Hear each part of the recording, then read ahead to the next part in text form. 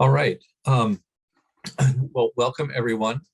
So glad you could make some time this afternoon or this morning, depending on where you are, to join us in this member quarterly.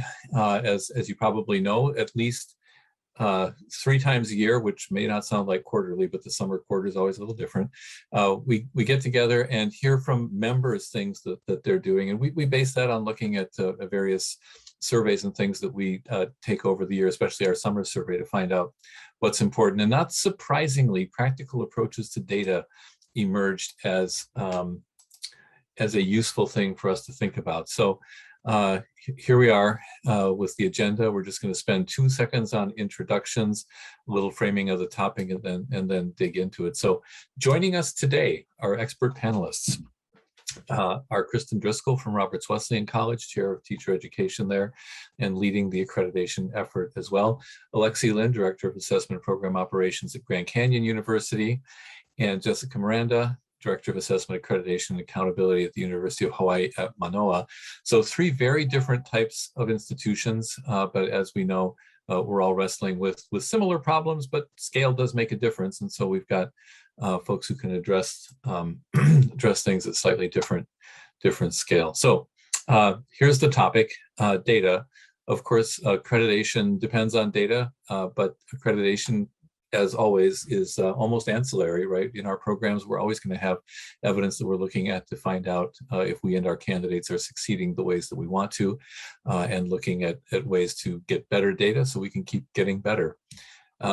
We always start our presentations with a quick nod to AAQEP's conceptual framework, and data suffuses each of the 4 cells here, the 4 cells that represent our 4 standards. So of course, we're concerned about the data about candidate and completer performance, and we use that data in all of our program practice routines. In fact, here are a couple of aspects of standard 3 that might be particularly relevant as we're thinking about data and data processes, these practical approaches to data, including 3C, how are we going to engage stakeholders in analyzing and planning and working towards improvement, including 3D, which is that little mini self-study, sort of a self-study within the self-study of how we decide who to admit, how we support them, how we monitor them, through to success. So there's a key piece, and also, of course, the focus on data quality itself. So there are three dimensions that this plays in. So if we had, I'm going to give you 3 overarching questions and then a few more specific ones that are going to guide the discussion today. But an overarching question is, how do we build shared professional judgment and thereby generate shared professional learning with and across our internal and external stakeholders? So that's a real practical thing about data. Not just do we have some data to throw in a report or to have to put in a table, but how are we actually using it with people and using it to develop the shared professional judgment that is at the heart of quality assurance system. Then how do we know that our assessment system is getting us the credible data that we want and need, that's valuable, that's actionable? And how do we know that our assessment system is fair and equitable to all? Because we know that as much as evidence is and data is, in a sense, the most important resource and tool that we have, if it misreports or misrepresents, wow, then we're not, then we're in dangerous territory. So these are big issues that need to be tackled. So breaking that down, I won't read all of these to you right now because I'm going to read them to you one at a time as we get going and as we talk with our panelists. So you can see what those are, challenges that we have to address. And so I'm going to move right on to the first one of these. And to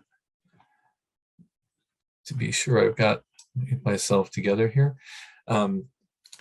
By the way, we have three panelists, as I said, and in some cases I've got little notes here that say someone indicated they'd like to talk to it. But please, our 3 panelists, jump in as you want to. I'm going to pitch this one first to Jessica, though, and maybe say, as with each of you, when you come up the first time, if you wouldn't mind saying a few words about yourself, just so we get to see who you are.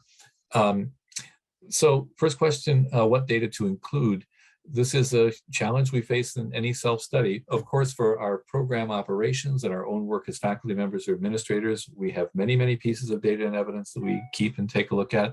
When we come together around an accreditation process, we need to do a little bit of selecting. What are we going to include? What are we going to decide? And how are we going to go about it? And Jessica, I know that you sent us a couple of slides, so why don't you introduce yourself and let me know when you'd like me to move to the first of the slides that you brought. Okay, good morning. Well, it's good morning here in Hawaii. Good afternoon for everyone who's on the East Coast. Yeah, I'm Jessica Miranda, and I work at the University of Hawaii at Manoa in our College of Education. And we have initial programs all the way through doctoral programs included in AAQEP. We actually were the first institution to get doctoral programs to go through AAQEP accreditation. And just in July of 2021, we got fully AAQEP accredited for all 16 of our programs that went through. So that is our great news. And we joined AAQEP in 2018. And actually, one of the very first things that we really started digging into was, okay, now we've joined AAQEP, what data do we include? So our process, and you can go to the next slide, please, Mark, was that the first thing that we did to assess our readiness for getting started with AAQEP was doing program level data audits. And so for that, it was for each program to determine what data, that is evidence, they already had for each standard, and also where gaps could exist. So it was a process of looking at where in the program, so from the beginning of the program, that is admissions. And I believe, Mark, if you click another time, there'll be a pop-up that'll, yeah, okay. So from entry through program completion, it says admissions, coursework, field experience, student teaching, all the way to post-graduation, thinking about each of those time points. And then also, you can click again, Mark, looking at the perspectives to be included. So not just, faculty perspective or candidate perspective, but also our partners and our employers. And then also what type of measures. You can click again, Mark. So thinking about, is it survey data? Is it an actual assessment that you're administering with the candidates in your program? What kind of data are you gathering with those? And then you can go to the next slide, Mark. So this is an example of our BED and elementary education program. And it's just the very beginning of the template. It was long because you have all of the different aspects of each standard that they looked at. But we did this in 2 phases. So we had fall 18 and spring 19. So across 2 semesters, each of our 16 programs that were going through AAQEP, we had them working in faculty meetings, analyzing all of the potential evidence sources that they had. So everything that they thought aligned to each particular aspect, whether it was a little course assignment, like a big formal assessment, like surveys, anything, just put everything on there. That's what our first step was. And then our next step at the end of spring 19 and in summer 19, that was, okay, how do we narrow it down to something that's going to be really focused and manageable for our accreditation self-study. So you don't actually want to include everything that you possibly do, but we wanted to identify first everything we possibly do so we could figure out where we had gaps, because it was a new set of standards for us. And we did identify some areas where, hey, we're not as strong as having evidence for these particular aspects. So what are we going to do to plan to have something for those?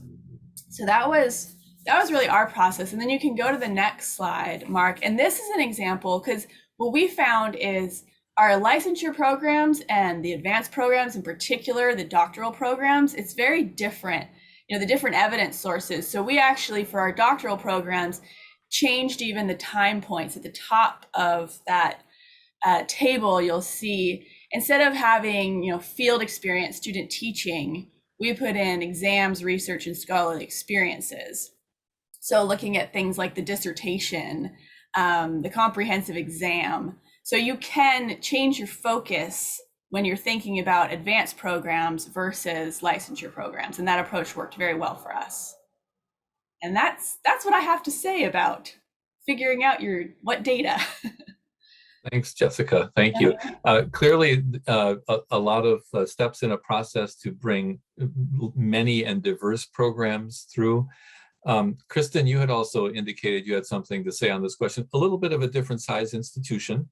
How did you address this question? Yep. Of deciding So, what to do and what's not. so I'm at Roberts Wesleyan College, which is a small private college up in Western New York, and we only are a faculty of 10, and we've had a lot of growth in our program. So we're all stretched very thin, and thinking about data, people kind of their eyes glaze over and they don't want to be involved. So what we originally did was very similar to what you said, Jessica. We used that great template that AAQEP provides to help figure out what different pieces of or what different assessments you can use for each of the aspects.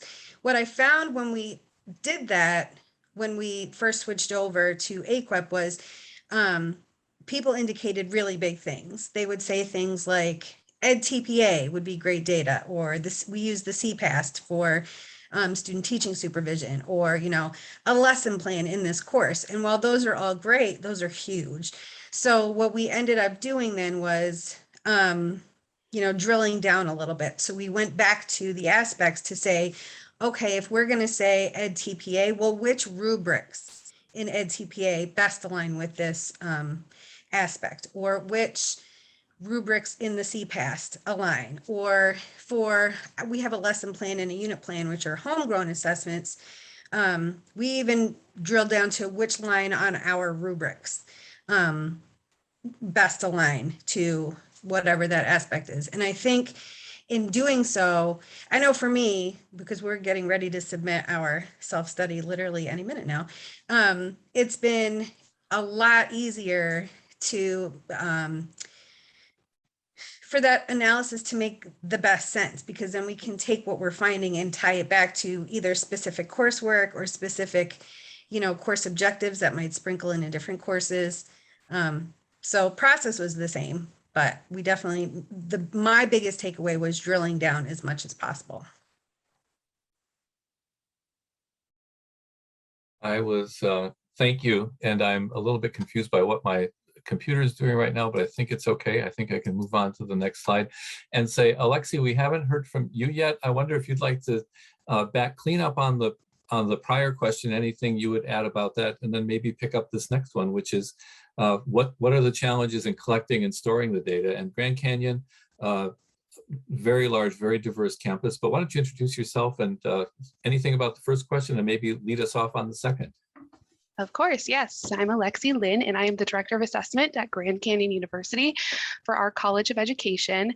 For our AAQEP accreditation, we have our initial licensure programs and also 3 of our advanced programs for reading and TESOL that have been accredited. And so, Jessica, thank you for the visual. That was exactly, nearly what we had done for ours as well. Just creating the matrix. The thing that I will add is it is really a continuous process, because we know that, while we did this in like the 2018, 2019 timeframe, we're revising our programs to make sure they're up to date with standards, revising benchmark assignments to align them to current practice. And so the thing I'll add is that, that matrix is not only helpful initially, but it's going to be helpful ongoing. So every time you do revise a program or add new content that you're looking to see, is this the best evidence that we have and why? So that's kind of how I'll follow up that first question. Then I can also dive into our second question. So with data, we all know there's so much of it. And so I think one of the first maybe challenges we could address is, how to store it. What do you do when you have so much of it? I think this can go back to kind of tie into that first question again. It's really prioritizing, looking at the data quality and saying, what do we need? Like, what are the ones that we need to identify first? What we did, because we do have a larger institution, is we had to look for ways to create efficiency. So, we do have a systems approach, utilizing our systems, trying to determine, can we tweak our existing systems or utilize those in a way that's going to help us and enhance our data collection and storage. So that's kind of the initial steps that we've done. And one specific example is, and while it's taken a couple years and it's a more recent example, we have had an existing system of ours that was capturing program information, all of our standards tied to each of our programs, all of our curriculum information. So what we've done over the course of several years is we've migrated all of our assessment systems into there as well. So while we might previously use a third party for assessment, capturing our assessments, we're actually now using our GCU systems and trying to leverage that to help us capture some of that information and store it in a more efficient manner. Thank you. I think that question of how systems relate together and how we can build on what's existing and use it efficiently is a huge matter. Jessica or Kristen, would either of you like to weigh in on this one as well? Yeah, I can add to that. And I agree, looking at efficiency in collecting and storing data is a huge, a huge thing. What we found in our particular challenges was for the actual assessments of candidates learning, we already had an assessment data management system where we had that data. So for standard 1 and 2, we were pretty good. Like, we had all of that. We already have a process where we gather it and store it. But as we started analyzing the evidence sources that we had for standards 3 and 4, we've found some things. So for example, for aspect 3D, that's where you have to evaluate the effectiveness of your process for linking admission and monitoring processes to student success.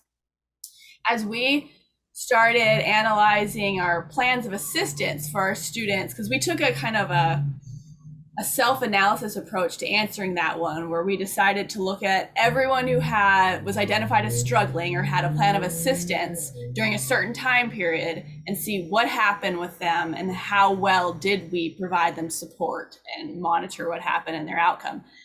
And what we discovered is that while everyone had that data, every department had it in a different way. Some people had it in a filing cabinet, some people had it in a spreadsheet, some people had it in Dropbox.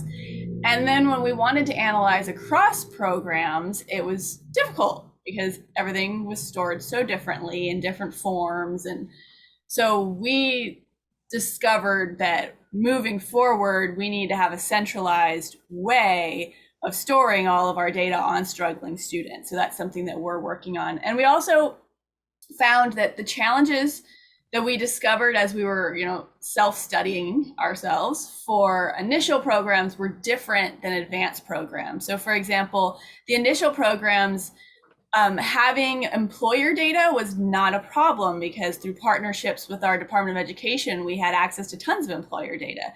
But for our advanced programs, totally different story. They didn't have employer data very much. So we had to approach that differently. So I think those were really, it was like unique challenges depending on the program level is what we found.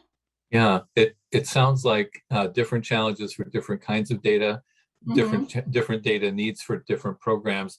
And I will hope fervently that the decision to pull some data together in more common ways actually leads to an efficiency and a more of an ease for the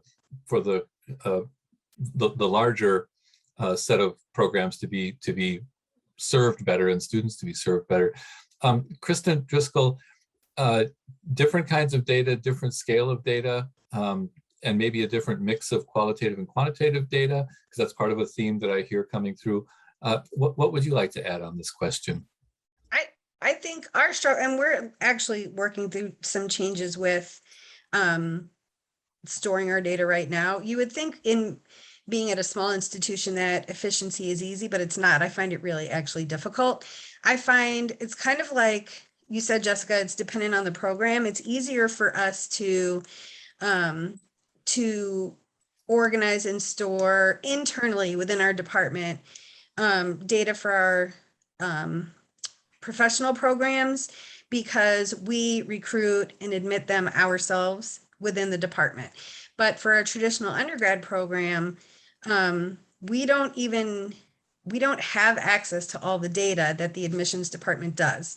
So we're trying to work on ways, and plus, departments outside of the Department of Teacher Education, they use more than one system, whether it's for recruitment or admissions or for it's kind of makes my head spin sometimes. So at least for within the department, as much as we can, we are storing everything in one Google Drive, and it's all organized really well in terms of different folders, whether it's by program or what have you.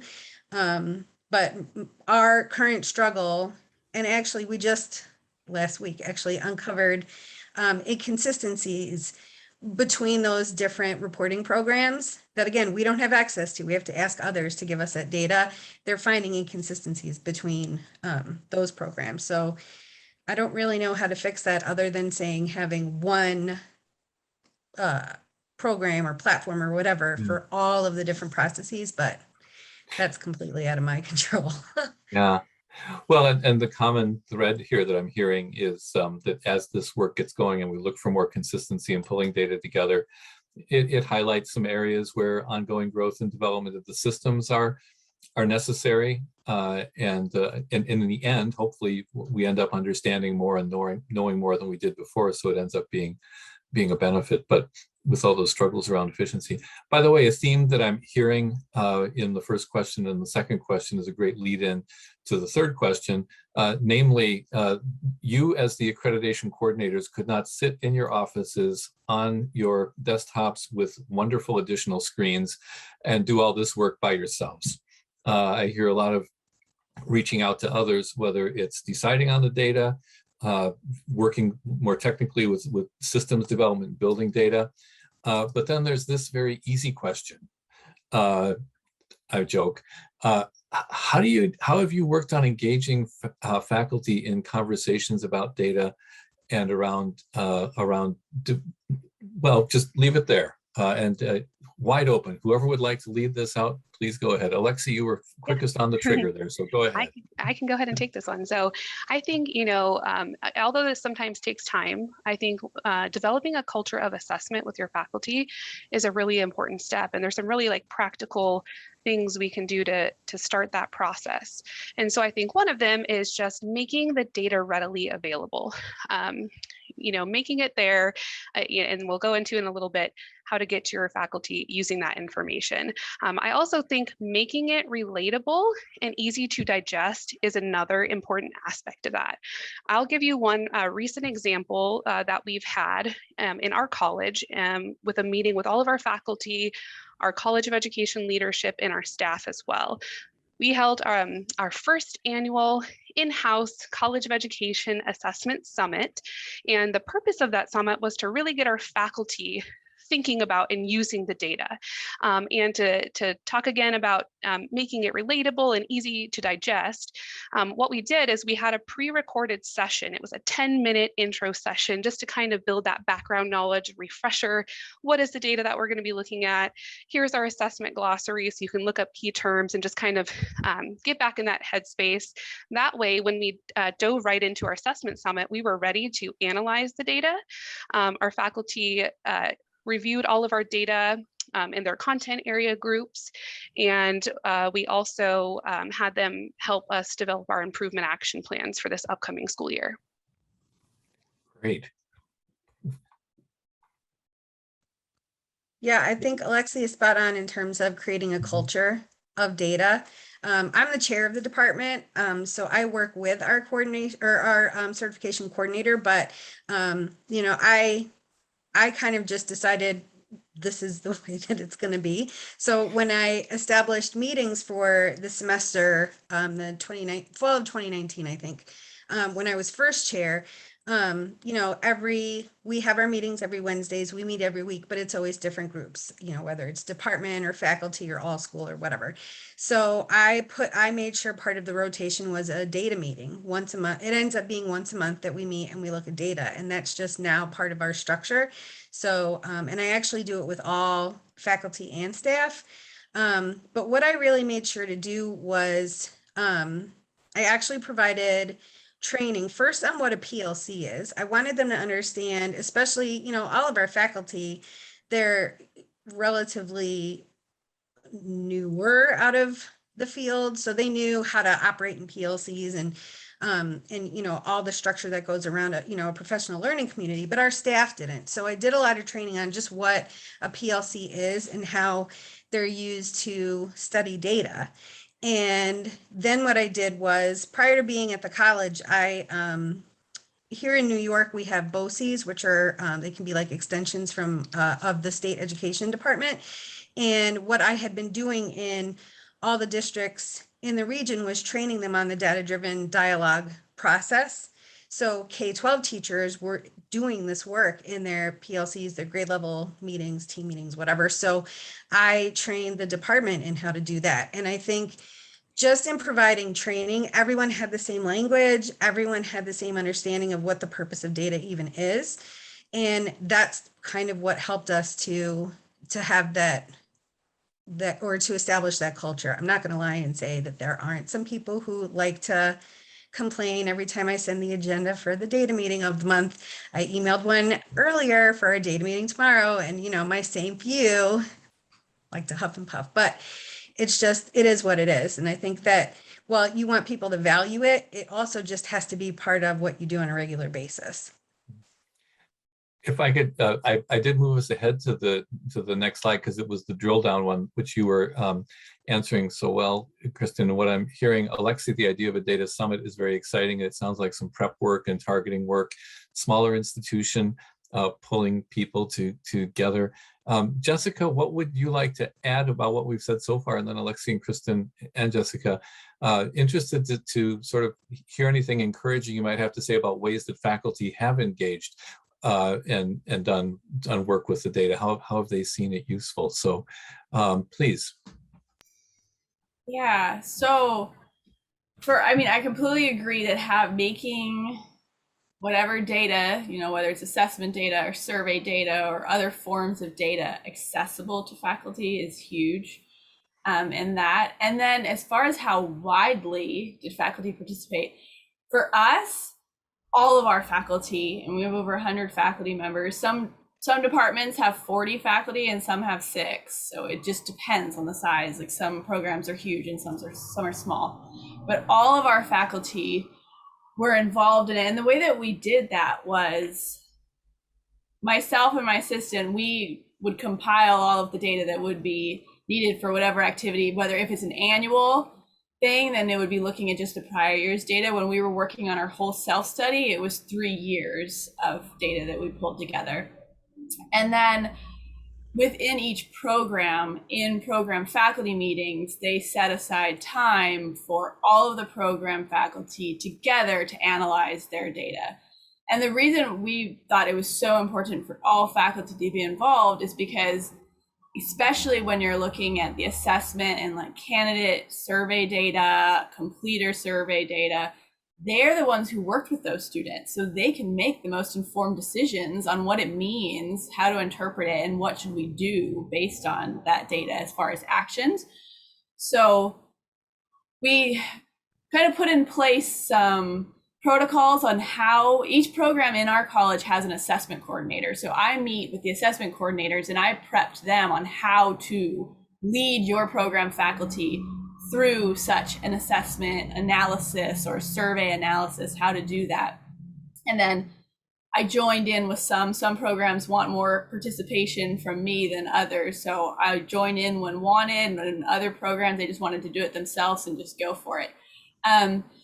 So that was our process. And then when we were working on the self-study, we had each program do the analysis, the faculty themselves, and we provided, when I say we, me and my assistant, we created templates for the faculty to fill in based on, what did you find? What does it mean? What actions do you want to take? So a standardized form for them to fill out so that then they could provide it to us. And we had a 7-person writing team to write 2 quality assurance reports, because we did one for initial programs and one for advanced.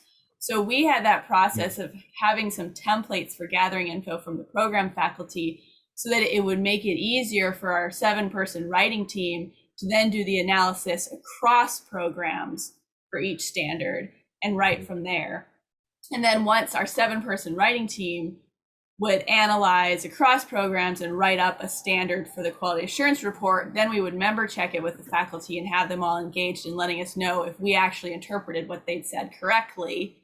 And so we did it that way in a multiple step process. But as far as tips for how to facilitate that, I think encouraging all faculty to be involved is really important. For us, we required it.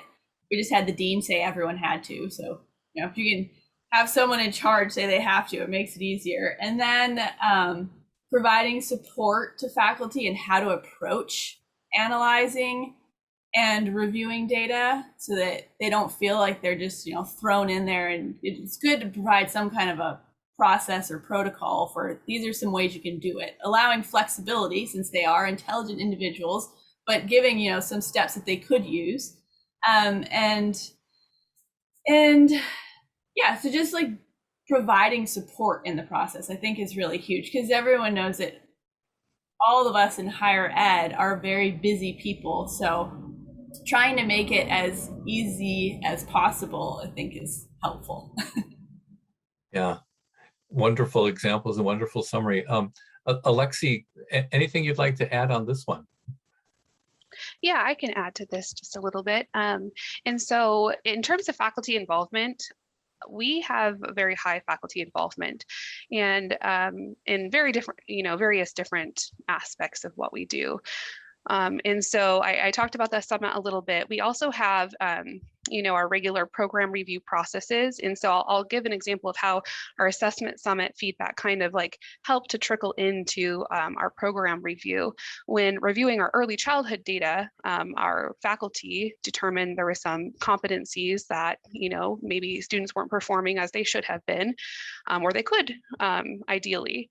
And so I believe our early childhood faculty, they're having bi-weekly meetings at the same time while they're working on our 5-year program review for our undergraduate early childhood programs.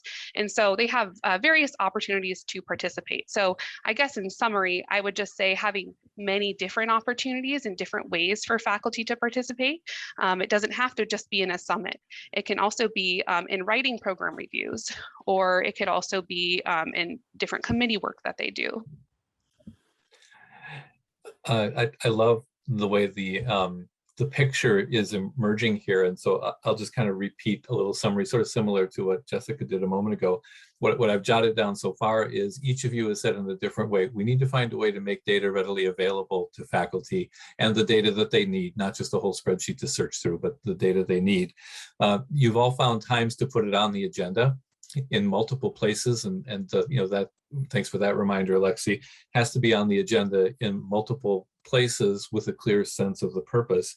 And each of you also talked about providing guidance, some real concrete guidance, just to create a common way of looking at the data in a process, also with a template for reporting. And I think I heard as well that you all need support to help those things all happen. Either to be in charge like Kristen is, or to have the dean or somebody backing you up. And I'm going to say 2 quick things to everyone who's on this call. Thanks for those of you who put comments and questions in the chat box.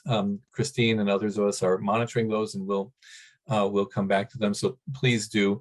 And I think these issues we've talked about so far are really at the core of our internal work in working with our colleagues and looking at data and pulling meaning from it. So please be thinking of questions you'd like to raise on those specific things, perhaps as we get towards the end and have time. And also, I neglected to say at the beginning, we are planning on having a whole series on practical data questions as our 3-member voice quarterlies this time. So if you're thinking of other topics that you think would be worth exploring, either something we've talked about so far in further detail or other topics, please be ready to mention those as well. I'm gonna move to the next slide, and this brings us to a little shift. You know that AAQEP standard 3 and 4, but especially 3, talks in many ways about the importance of ensuring that we are developing shared professional judgment with our colleagues in the field, including our completers, including their employees, including our P12 partners that we work with, including our state colleagues. So we're trying to build common understanding of quality evidence that that crosses over and that brings in the insight. So how, and I think, Jessica, I might start with you on this one, if you don't mind. How did you manage bringing stakeholders? And the question does say internal and external stakeholders, and we did touch on that a little bit. There are other holders of data and other decision makers in our institutions that that are important to bring in. So that's the near stakeholder. Then we have our further stakeholders. And so how did you go about engaging stakeholders?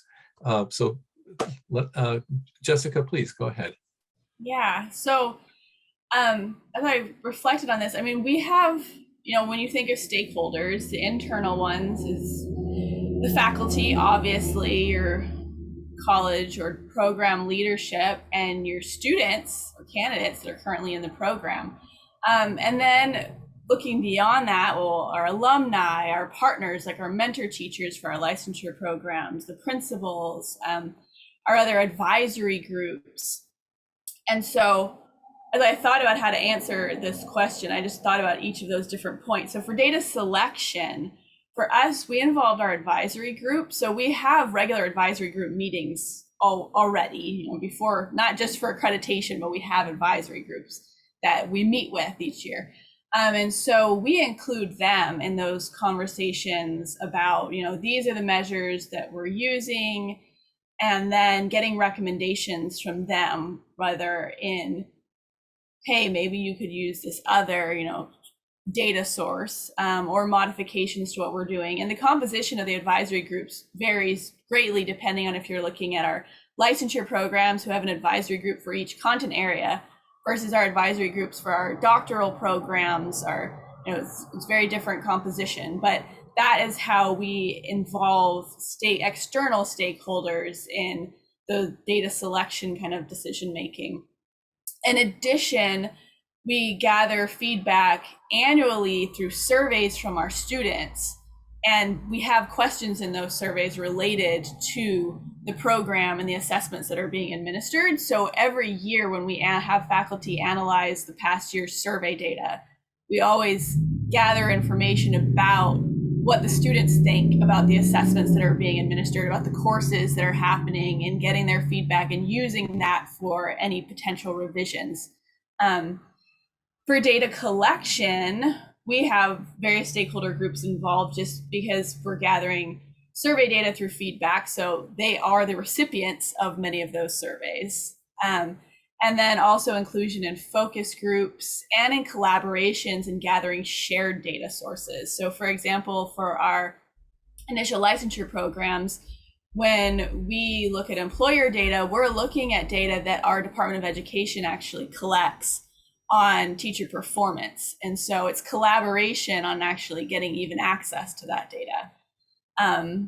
And we have collaborative decisions on how we can better prepare our students by incorporating the things that their employers are going to be incorporating in their evaluation system. So we've actually changed our assessments to be including the Danielson framework, because in the Hawaii Department of Education, the Danielson framework is a huge component of the teacher evaluation system,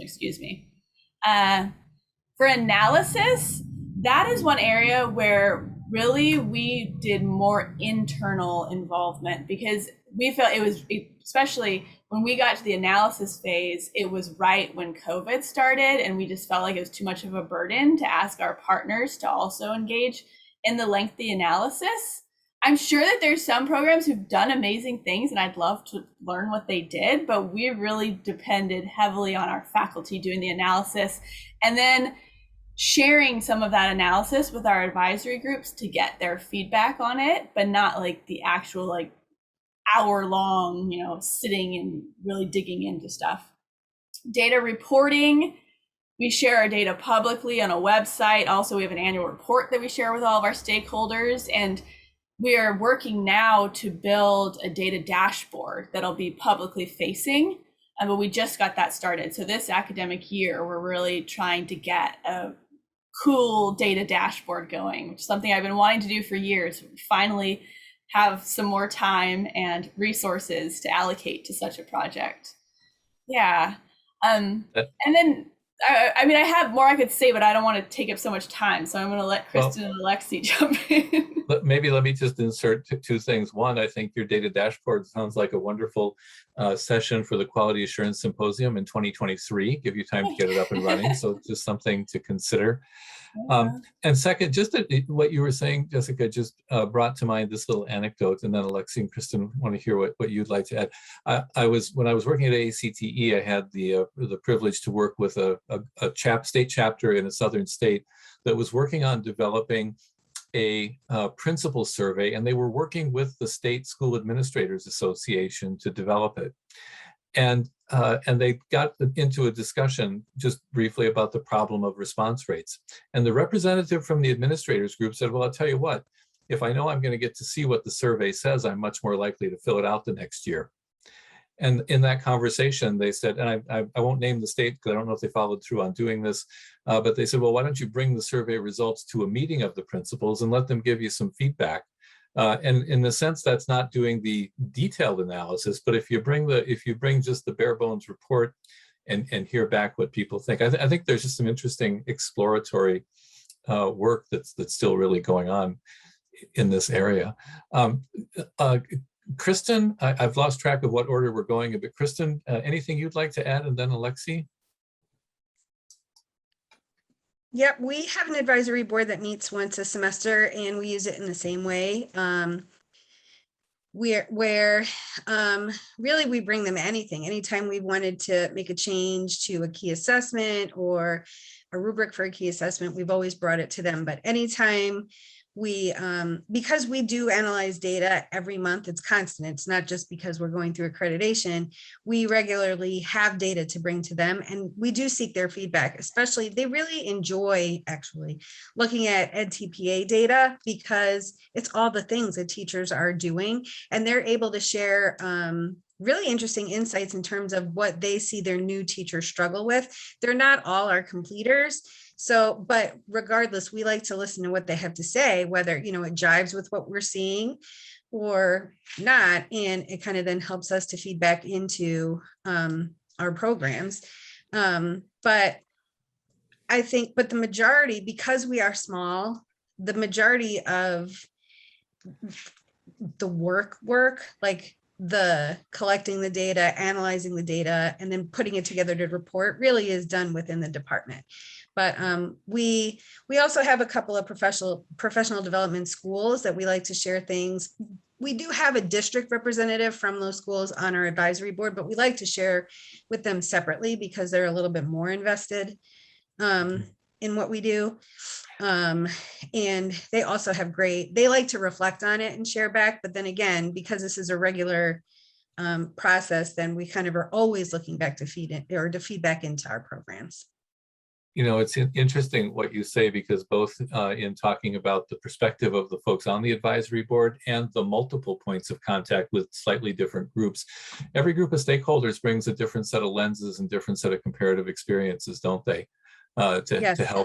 To help us think about things and to illuminate things. So I think that's a wonderful point. Well, we're not asking our advisory board just to look at our data in relation to our program, but they've got a broader perspective. They can peg it to what else they see going on with new educators coming in. That's fantastic. We also added a few, just in this last year, added a few new members to our advisory board because we did realize that the more people we have involved. So we had an alum on the board, but now we have a few alum, and some are teachers and some are administrators, because they end up having two different perspectives. And we are trying to do a better job of getting a couple representatives from charter schools, because they also see different things than the public schools do. So that helps too. Interesting. Yeah. Alexi, how does it look from the GCU perspective? Yeah, I can touch on the analysis a little bit, particularly regarding external stakeholders. So our institution, we have an institutional process where every program of ours is reviewed either on a 3-year, 5-year, cycle, depending on whether it's undergraduate or graduate. And as a part of that process, we have built in, and just to give a little more detail on the program review itself, it includes data from 6 different indicators that we have internally. We have survey information directly from our students and our completers. It's really a comprehensive document to review a program on that 3 or 5 year cycle. And so as a part of that process, we actually have external reviewers as well. We have, faculty who are helping to write, but also we have the external K-12 community members who volunteer to help review our programs and give their feedback and help in that process. That's interesting, and it sort of speaks again to the idea of there might be multiple entry points, right? I think we're all attuned to wanting to have an advisory group and a group of advisors, and those are tremendously valuable. They can be points of contact over time consistently and see iterations of data, but for specific purposes, getting the perspective in, that's really great. There's the next slide asks specifically about stakeholder feedback, and this is unrehearsed. Jessica, we've known each other for a long time, so I hope you don't mind that I start with you and ask a slightly perhaps unanticipated one. One of the interesting things UH Manoa did was to bring doctoral programs and non-licensure other advanced programs through the accreditation process and with the same set of templates and the same outreach questions. So the next question for everyone is are there particular types of stakeholder feedback you've gotten that have been helpful to you in your work? And I thought I might just ask whether the doctoral program feedback brought anything of interest, or any of the advanced programs, but please answer about all of your programs, Jessica, and then others as well.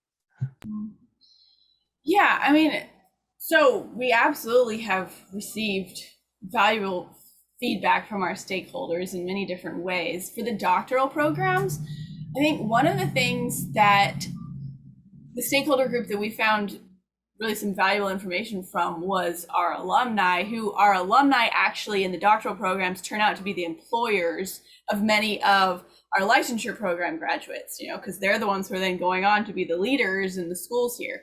So from them, we heard feedback that they really wanted some more tailored, close one-on-one mentoring related to the academic writing, publication, and professional kind of development planning for themselves.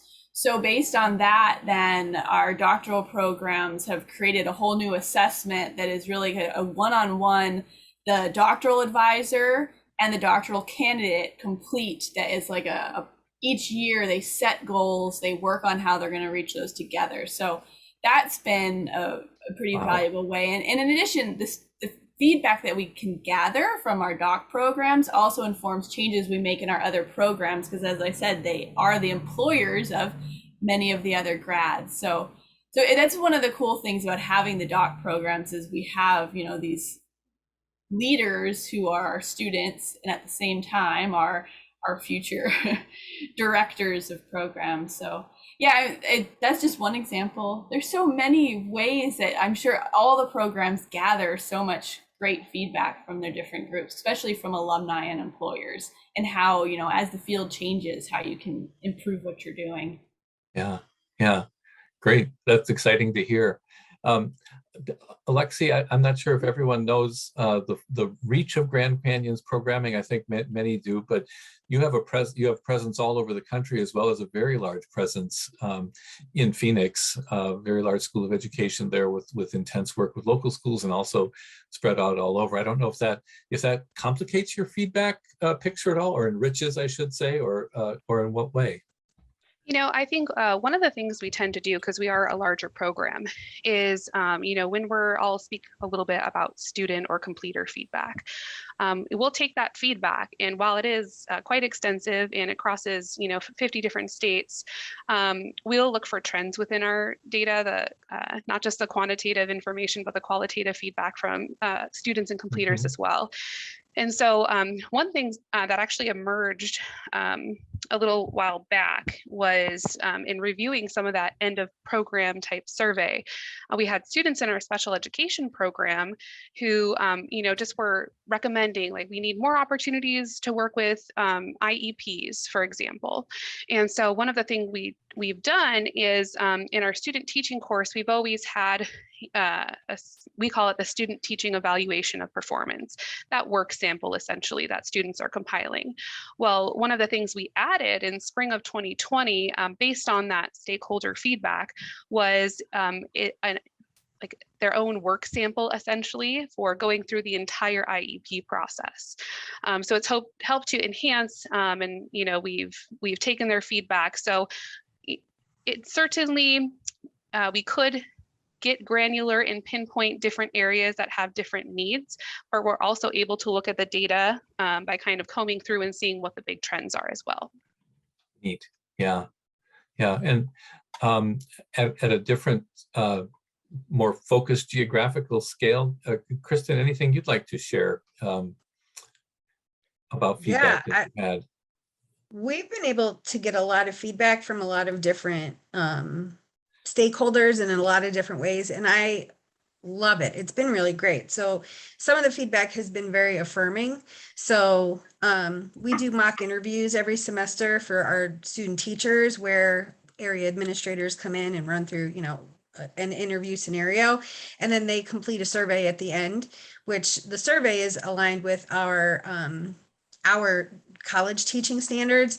So between that and then the surveys that our mentor teachers fill out from student teaching and our advisory board, we're hearing great things about what our students, their ability to plan quality lessons, their knowledge of the standards, and their knowledge of how to differentiate instruction. So that's been wonderful. And then there's been other opportunities that we've gotten feedback that has then caused us to kind of pause and look at what we are doing. One of our biggest pieces of feedback, and we actually got it from our completer focus groups, was on classroom management, where sorry, they're going to bark because I think the mailman's walking by. Our students were coming out of, whether it's our initial program, our initial CERT program, our non-traditional initial program, or our masters for initial CERT, students in all of those programs were feeling like they were coming out feeling like, oh, classroom management, if I do this, students are going to act this way. That's not real life. And so we really did take a lot of that feedback and are now completely revamping the classroom management courses in all the programs. I've been able to find some outside resources, like people resources, to help the instructors of those courses. And another big one, and we've heard this now for a few years from our advisory board, administrators at mock interviews, and then our alumni in the focus groups, is more on culturally responsive education. And what's great about that is it's current. Everything that they're sharing are the current things that people are struggling with, and they're able to share current resources. And we've really kind of completely redone how we do that in our traditional undergrad program. And now we're trying to figure out how to do it in the same way for our other programs. So I love all of that feedback and getting it in different ways and in different pieces. Yeah. And that's so powerful. And a reminder of one of the things that we do say in AAQEP is the reason for being in touch with stakeholders, including employers, including alums, is not only to ask, how did we do? And you incorporated that kind of feedback, but also the fact that we can get the information much more immediately of what's new, what's now, and what resources that are consistent with what's going on in the schools can we get a hold of. So yeah, the double value there is so important. I will move to the next slide. And just a reminder for everyone who's on, these sessions have usually been an hour long. We did block out a little more time. So I know we're hearing a lot, and I hope you're processing some questions. So we really just have a couple of more questions for our panelists to talk about. We will go past the top of the hour, but then we'll have time for questions and for more interaction as well. So we're just sort of switching back to maybe a core data concern. We need to ensure the quality of our data, And so here's a question: what practical steps help you ensure that the tools are used consistently, all of your instruments, measurement tools, that the results can be used as intended, right? Data quality is just a very important part of the overall process. And then we added the comment below, that we've seen a lot of programs see increasing benefits to their data quality work from the types of engagement they've had. We're not sure if that applies to any of you as well, but as you looked over that question, love to know what you thought. And Jessica, you had indicated an interest in this one, so if you don't mind going first, that'd be great. Yeah. So for us, the practical steps that we've taken, one of the core things that we did is, so as I said earlier, each of our programs has an assessment coordinator, and I work closely with each of the 16 assessment coordinators so then they can be the lead in their program for assessment. And so we have a roles and responsibilities kind of document of what their service commitment is if they are going to serve as the assessment coordinator. And we added maybe 2 years ago to that as the assessment coordinator, they will lead annually their program faculty through a data quality activity incorporated into either a separate meeting, or they can incorporate it into faculty meetings split up, but process which I've helped develop kind of a protocol and tailored it to each program because it's different initial versus advanced assessments, where each program each year looks at all of their key assessments for the purpose of determining, hey, does this still look like it's going to provide us with reliable and valid data? Does it seem like it's fair? Are there any biases that we've discovered? So we have a process that way where every year the faculty are engaging. And another key point of that too is that it's not only looking at data quality, it's also looking, because we often have new faculty joining us each year, to be sure that everyone understands what are the instructions for this assessment, how is it supposed to be administered, and how am I supposed to interpret the rubric or the scoring instructions or whatever it is, that we're all on the same page. Because in the past, we did discover prior to our AAQEP, that some assessments, hey, this person's administering it as like an oral thing, and this one's requiring a paper, and these people are scoring it completely differently, and that's not the intention that we had when we created this. So that's one of the, having a process where we do this every year is a key thing that we've done. And then just another practical step is not expecting, if you have lots of programs, not expecting every program to figure out the in-depth, how do you even do data quality by themselves. Provide support, I think, is key. If you have, just 10 faculty and you all have to do it yourselves, then it's a different situation than if you have 100 and you can have, certain people designated as working on it. I know it's definitely depends on the context of your program on how you approach it. And once again, it's communication, it's support, it's incorporating it into faculty development to ensure that consistency. And by the way, nobody feels good about being the new person on campus who's faced with a task and doesn't know how to do it, right? So you're really increasing consistency, but you're also probably reducing anxiety along the way and building that buy-in. What a great point. Alexi, you have more than 3 people working in your shop at Grand Canyon. You've got quite a few to coordinate. How do you approach this daunting task? Yeah, one of the things that we do is to utilize our systems and processes to kind of help aid in making sure those measurement tools are being used consistently. And so to do that, I'll bring up our quarterly process that we have. It's called our data dialogue. It kind of combines some different survey feedback, not only from faculty, but for students, and also student success information into kind of one snapshot on how students are performing in a course. And what we'll do is, upon kind of reviewing that information, we'll help to identify some courses that may, perhaps need a little further review.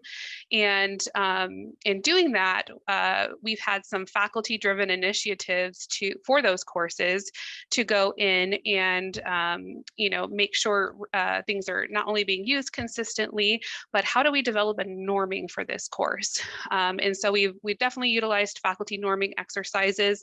In fact, even at the last two, we typically each semester will have a faculty conference for all of our faculty.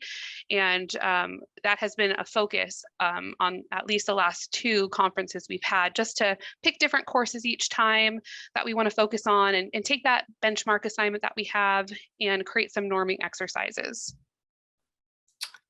Great. I'm going to go ahead and move ahead to the next question. And Kristen, as you come in and maybe do the bridge for that work on assuring data quality, because I think really both of your answers, Jessica and Alexi, really speak to how you maintain quality. And there might be more you'd want to answer to how it sits in organizational life. But Kristen, how would you talk about data quality and its ongoing location?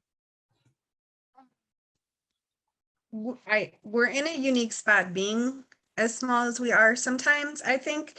So we've had our advisory board, kind of anchor in on some sample, our homegrown assessments and, score them alongside of us so that we know that the rubrics we're using are, we're scoring the way that we should. But quite frankly, one of our key assessments only falls in the courses that I teach. So it kind of, I feel like there are pros and cons to that. At least we know everything is being scored similarly, but I don't feel the greatest that they're all only coming from me. But I think just making sure that reviewing data is a part of our regular life. I think it makes me feel better about things like that. I think that what I've seen, so this is my third year being chair. So, we really only have 4 semesters under our belts of me being the chair and leading our department in this way. And then throwing COVID in there where, we've had students not taking some of our assessments because they couldn't.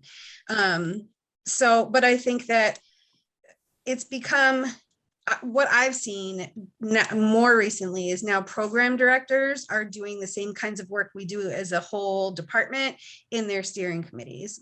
Each of the directors of each program have steering committee meetings several times a semester. So they're taking what we do in the big group and then drilling down even further in their steering committee meetings. And what I think is great about that is because we're always looking at it and multiple people are looking at it, it kind of helps alleviate any bias in looking at that. That was my biggest fear, especially for our key assessments that only I administer and score. I was worried about bias, but I'm feeling a bit better about that because I'm seeing the data used more regularly and in different groups with different groups of people. Great. Yeah. I want to, maybe I'll say this. We're wrapping up the panel presentation point and we'll open up to questions. So any of our 3 panelists, any last thing that you would like to say about data in the life of your organization or just things that you wish you had mentioned along the way? Alexi, please. Yeah, I'll go ahead and just mention the real exciting thing, I think, is using data, getting it in the hands with the stakeholders that we work with, and getting feedback from our stakeholders is really a part of the continuous improvement process. And I think that's what's exciting, is it's never static. We've never arrived at where we're going. We're always looking for new ways to help our students be more prepared by the time they leave us and go out there into the workforce. So that's how I'll kind of cap it off. That's a wonderful summary of a culture of data, culture of evidence operating and continuing to grow. Yeah, thank you. Jessica or Kristen? Yeah, Jessica.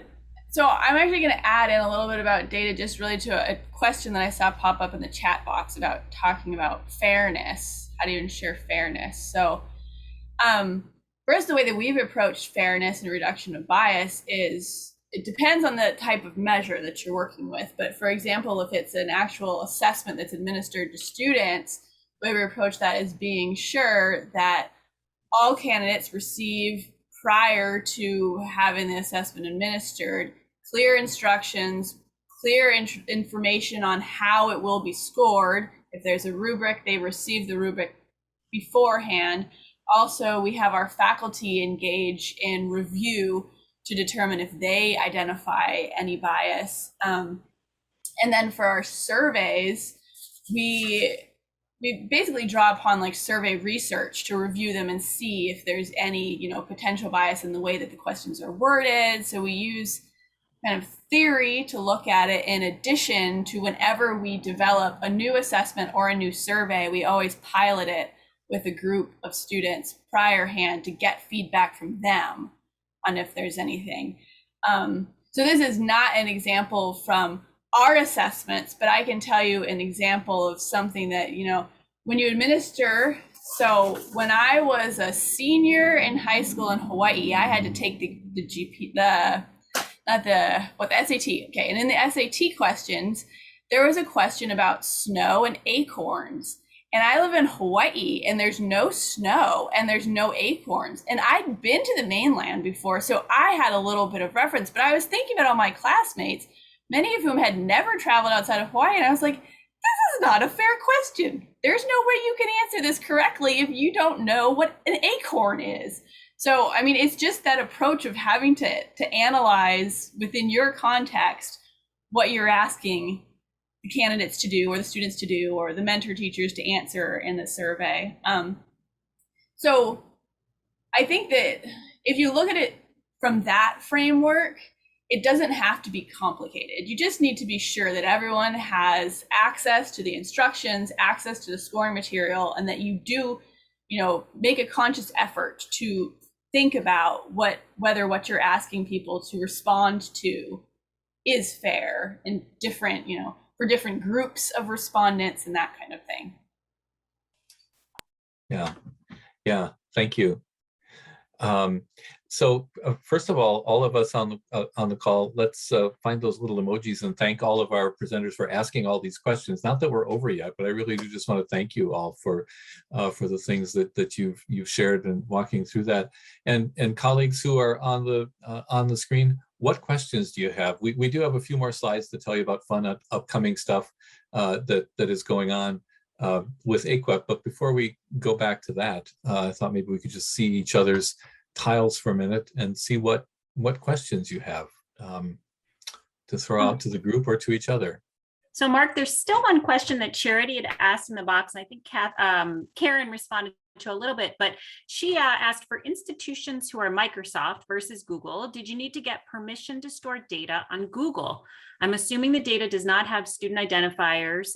You know, we aggregate all of our data, but I'm guessing I need to check. So if anybody can give Charity any pointers there and what you've experienced. Sorry, go ahead. So we use Google for, you know, many things, such as we wrote our quality assurance reports in Google shared drives, but we only put de-identified data in any Google platform. All of our, like, you know, disaggregated data is stored in our secure VPN. You got to log into a very private network and then enter a password to get in there. And those data management systems is where the identifiable stuff is. And we would always de-identify before we put it in Google.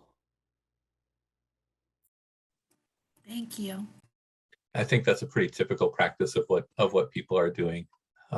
Yeah, universities have to be very careful about privacy, and AAQEP doesn't want anything de-identified to be you know, to be shared just for safety.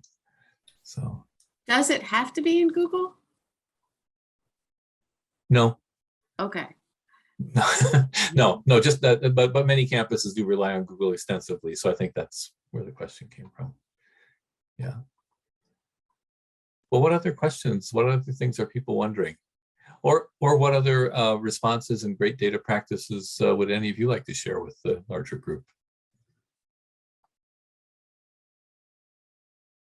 I recognize we spent a good chunk of time together, and we sure did learn a lot from hearing about all of these practices. But maybe one more request. Any questions you'd like to ask? I see something in the chat. Is that something new? Okay. Oh, that was the question about fairness. Yeah, and thank you for answering that.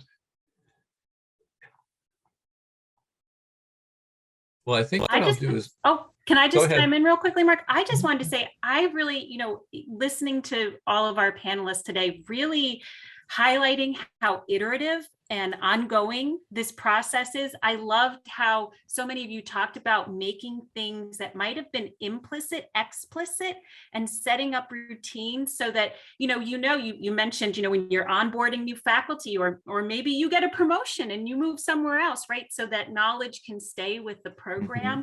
I really loved hearing about how each of you approach that, and regardless of your program size or type, right, that there's a way to engage in that work. So thank you for sharing such wonderful examples with us. Yeah. And also, whatever the overall size of an institution is, there are always smaller units of people collaborating to do work, right? So always places to connect. I'm going to trust that my slides are back up there.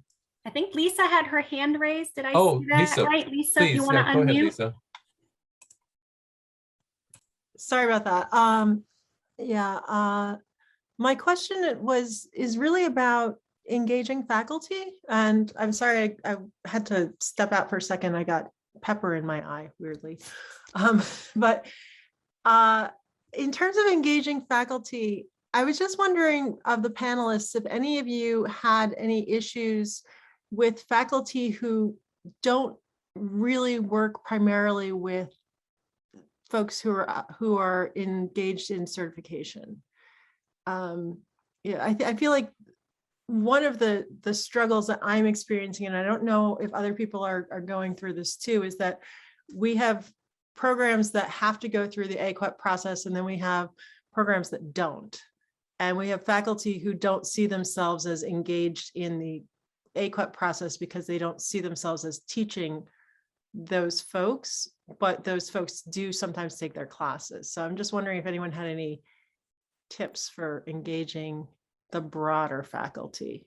Yeah, I can address that. So we have, I said 16 of our programs go through AAQEP, but we actually have 21 programs. So one goes through a different programmatic accreditor for physical training, and then 4 do not have a national accreditor. So I have to engage all of them in a process, and there absolutely is. I do have to differentiate what I do, because so the way I approach it is, for those faculty that are not faculty in an AAQEP program, I don't make them come to a meeting where we're only going to be talking about AAQEP. Instead, I have a separate work group that I schedule with them, where we look at how do we engage in continuous improvement and assessment and the analysis of data that's relevant to them. I know that there is the issue of well, sometimes someone could teach a course where the AAQEP students are in it, but the way that I approach that is, if they don't have an assessment measure being administered in their course that is used for, our national accreditation, then I'm not going to make them come to a meeting that we're really only talking about AAQEP. Instead, I do something that is really, it's doing the same process. It's just we're talking about it related to different learning outcomes. So that's how I approach it, is making people feel that the work that they're doing is relevant to them, because otherwise they're just going to be checking their email anyway and not paying attention to anything that we're talking about if I force them to go. So that's how we approach it. And it helps that even though those 4 programs are not nationally accredited, they have to go through a university program review every 5 years too. So they still have to do the same kind of self-study process, and they have to gather data. They have to submit a university level assessment report to our university assessment office every 2 years. So there still are those things that they have to do anyway. I just try and make it not talking about language that they feel disconnected to. If that makes sense. Thank you. That's really helpful, because it'll help me think about how I can approach that group of faculty. Yeah, if I could chime in, I actually don't even have it tied to accreditation at all. I don't talk about AAQEP when we're meeting. This is just what we do because we want them as future teachers to do that with the data they collect from their students. So we do the same. And I think that helps too, because, I had said earlier, I involve staff and they hated it at the beginning and had so many questions, all I am is this, that, or the other. Why do I have to come and do it? And I think and I could, if I had the same situation, where I had people not involved with AAQEP or other organizations, I could see the exact same thing. But I think in just making it, this is just what we do, because that's what good teachers do. I think that's helped too. Thank you. That's also helpful. Well, let me, I'm just going to bring this up again, and I'm going to say, Christine, could I ask you to, as I find a place I can move ahead here, talk a little bit about the things that we have coming up. Of course. I'm hoping my slide will be there in just a moment.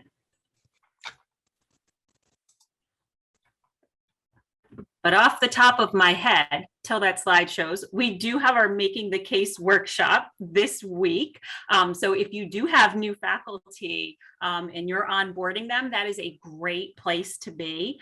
We have our collaborative conversation, and give me a moment. This is about benchmarks. So for Appendix A and how you are looking at recruitment, selection, and monitoring of your candidates. So Casey Graham-Brown out of the University of Texas at Arlington, also one of our AAQEP ambassadors, and she's also served as a site visitor, is going to be facilitating that conversation. So I invite you to attend. You can sign up online as well for that at no cost to you. And we also have our Ensuring Data Quality and Equity workshop pairing that's coming up in in October.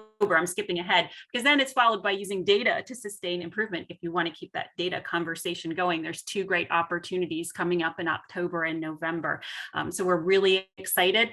We've been hard at work at fine-tuning these workshops and really making them meaningful for you, no matter where you might be in the process. So Making the Case is really helpful right at the beginning. But like I said, for anybody new, they're great to have.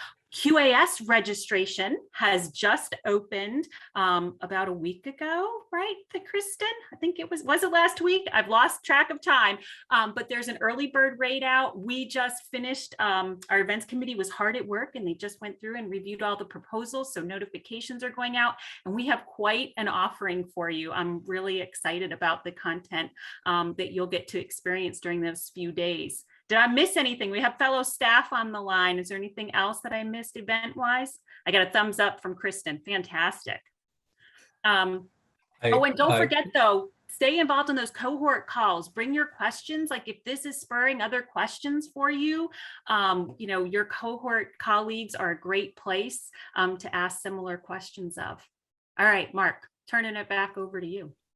Okay, and I apologize. My sharing got messed up there for a while, so we skipped a couple of slides, but I think that brings us to the end, unless anyone has a last comment. I'll turn first to our panelists and say, panelists, any last comments you'd like to make?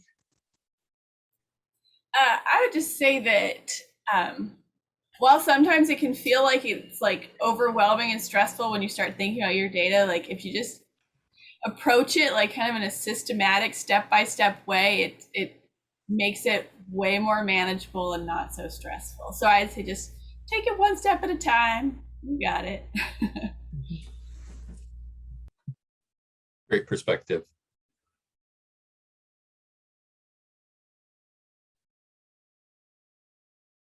All right. And I'm looking around at my staff colleagues. It looks like we've covered what we needed to. We see the thank you, the kind messages coming in the chat box there. So thank you. And I just want to thank again, Jessica, Alexi, and Kristen for sharing your insights with us. And thank you everyone for being here. This will become now part of our YouTube channel archives when the people who make videos have worked their magic and gotten it ready to go. So if you want to come back and listen again, or if you have any colleagues who weren't able to be here today would like to share with them, we love to know that it's being used and that we continue these conversations all across our AAQEP community. So thanks again, everyone, for being here, and have a wonderful rest of your day.